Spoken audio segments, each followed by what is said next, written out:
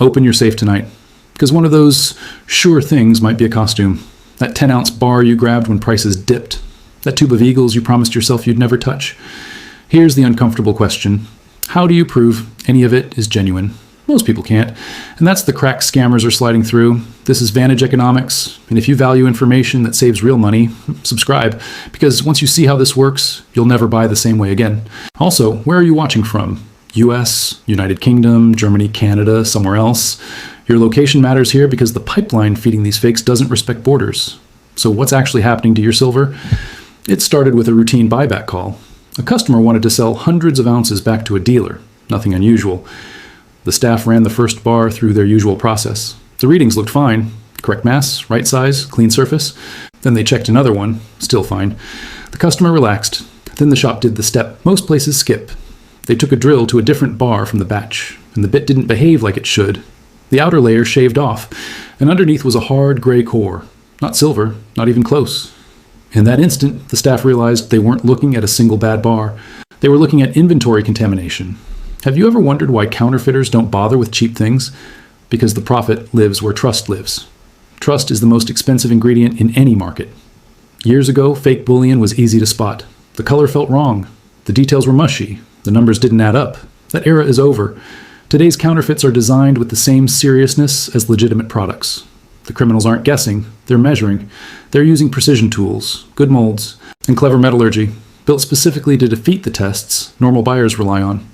The trick material is often tungsten because its density sits uncomfortably close to precious metals.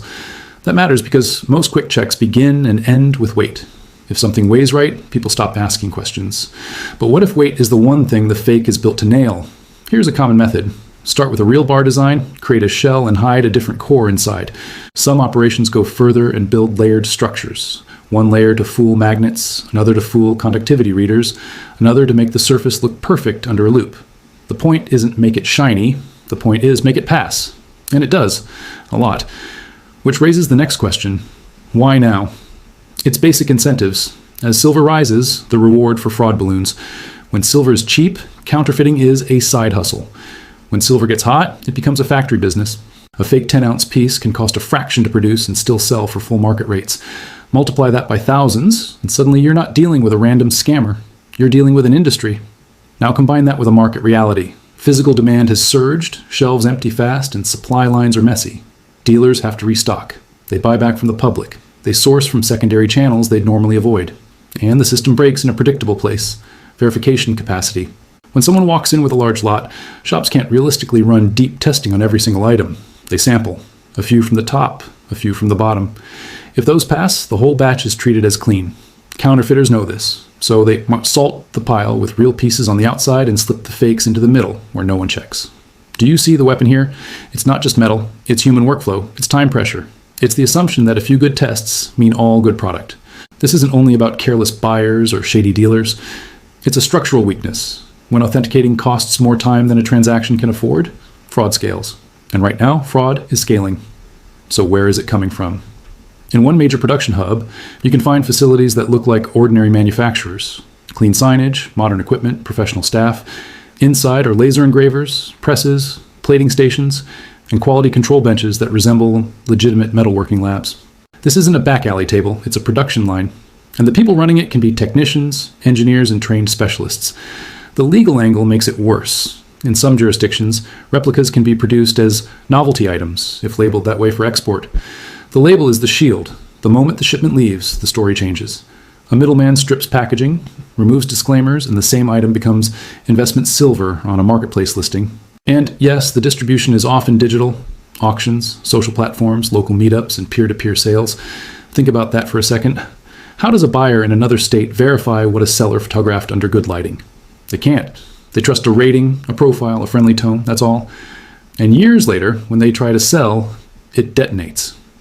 Not with a bang, but with a quiet, "Sorry, we can't take this." A lot of people assume enforcement will save them, but the reality is messy. Precious metal fraud is complex, often cross-border, and rarely prioritized. Local departments don't have equipment or jurisdiction. Federal agencies have competing missions. Reports get filed and disappear into waiting rooms. That vacuum teaches criminals a lesson. The risk is low. Some will argue the indifference is accidental. Others think it conveniently nudges people toward paper assets and away from private holdings. Regardless of motive, the outcome is the same. Ordinary buyers are left holding the burden of proof. Now picture a scene happening more and more often. A shop owner sets a bar under an XRF unit. The screen shows a clean surface, high purity silver. The customer smiles until the dealer reaches for a drill. Store policy now, the dealer says. Anything above a certain size gets a deeper check. The bit cuts through the outer layer, and the dust that comes out isn't what silver should look like. The customer's face changes instantly. What would you do in that moment? Argue? Beg? Ask for a refund from a seller who vanished months ago? This is why the market is splitting into two lanes. Lane 1 is verified metal. It comes with documentation, deeper testing, and higher premiums. Some dealers charge extra for authentication because the equipment isn't T-free and the time isn't T-free. Buyers pay because the alternative is worse. Lane 2 is unverified metal. Cheaper prices, private listings, estate lots, sealed boxes nobody wants to open. I got it from a friend's stories. The discount is the risk. The spread between these lanes is basically the price of certainty. A bargain isn't a bargain if it can't be sold. Here's the terrifying twist. Even the tools many shops relied on are getting outplayed. Conductivity-based testers can be tricked when the surface layer is thick enough because they mostly read what they can reach. If the outer skin is real silver, the device reports silver, while the core stays hidden. That means a piece can pass a popular test today and still fail a deeper check tomorrow. So what actually works? There are better options, but they cost money. Ultrasonic thickness devices use sound waves to see through the metal. Different materials reflect differently, and layered constructions show up as abnormal readings. The beauty is it can be non-destructive. No drilling, no cutting. For serious stackers, this kind of tool is turning into the new standard, like buying a safe once was. Most everyday investors don't even know these devices exist. They're still using kitchen scales and fridge magnets, and those are fine for catching low-effort fakes. But the new wave isn't low effort. Because of that, buyers are shifting toward products with built-in anti-counterfeiting features. Some private mints include optical markers that need a decoder lens. Some sovereign mints use microengraving and fine radial textures that are difficult to duplicate perfectly. These pieces command higher premiums, and people are paying them gladly, because self-verification is powerful. Then comes the insurance punch. Many assume, if I get scammed, my policy covers it. Often, it doesn't. Insurers may categorize it as a bad purchase rather than a theft, especially if you willingly paid and received an item. Try explaining that to someone who just learned tens of thousands of dollars is basically costume jewelry. It's not just financial loss, it's psychological whiplash. Collectors are getting hit even harder. Rare and numismatic coins can be copied so convincingly that only specialized grading and deep expertise can separate truth from theater. That doesn't mean collectibles are dead, it means casual buying is dangerous. Ask yourself, are you buying art or are you buying a metal claim? And do you have the tools to validate it? There is, however, one category many consider relatively safer: circulated pre-1965 US coinage, so-called junk silver. The irony is brutal. The worn, ugly coins can be easier to judge because natural aging patterns are hard to fake at scale. Patina, edge wear, and decades of handling leave signatures that are difficult to imitate convincingly. The market is flipping its own hierarchy. And now for the story that should make you stop scrolling. An elderly collector spends decades buying silver slowly, paycheck after paycheck. Shows, estate sales, trades with friends. No testing, because back then it felt unnecessary. Later, medical bills arrive and the collection becomes the emergency fund. The boxes go to a shop. The first few rolls check out. Then a roll fails. Then another. Suddenly a huge slice of a life's savings is untradeable. No time to hunt down sellers from 20 years ago. No energy for legal fights. Just a gap between what was expected and what is real. So what should you do today if you own silver or plan to buy? Step 1. Test what you already have. Don't assume age equals authenticity. Counterfeits from recent years are already sitting in stacks like landmines.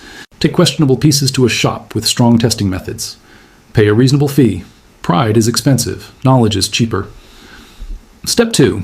If you discover a counterfeit, don't become a distributor. Don't try to get your money back by passing the problem to someone else. Mark it permanently as fake or destroy it according to local rules. Being the end of the chain matters. Step 3. Pick one reputable dealer and build a relationship. Not 10. 1. Ask how they source. Ask what they test. Watch how they react. A good shop welcomes informed buyers. A bad shop gets irritated by questions. Which one would you rather trust with your future? Step 4. Learn the basic checks that catch most low-grade fakes. A sound test for coins. Real silver rings differently. A thermal check. Silver moves heat fast, so ice behaves noticeably on it. A magnet slide with a strong neodymium magnet. Silver S response is distinctive even though it doesn't AOMT stick. These won't catch everything, but they filter out a lot of trash quickly. Step 5. Avoid certain buying situations entirely. Don't pay for sealed bulk boxes you refuse to open. Don't meet strangers in parking lots for below-spot miracles. Don't let a heartfelt story substitute for physics. An honest seller can still be holding counterfeits without knowing it. Verification isn't an insult, it's survival. And be careful with digital claims too. Some projects promise metal backing in a vault. But unless you can independently audit inventory, you're still relying on someone else's verification process, and trust is the surface layer scammers love most. This is the new reality. Casual stacking is ending. The game now demands procedures. You can still believe in silver, but you must separate belief from proof. Remember this: criminals only copy what's worth copying. Nobody invests in sophisticated equipment to fake something worthless. The existence of better counterfeits is proof the asset matters, but it also means you have to adapt. So verify your stack. Upgrade your buying habits. Pay for certainty when it makes sense. Learn the tests that matter. And keep your standards higher than the scammer's creativity. If this helped, hit like and subscribe to Vantage Economics, because we keep turning confusing financial threats into clear, practical steps. What's the next topic you want us to cover? Counterfeit gold, fake collectibles, or dealer verification tools?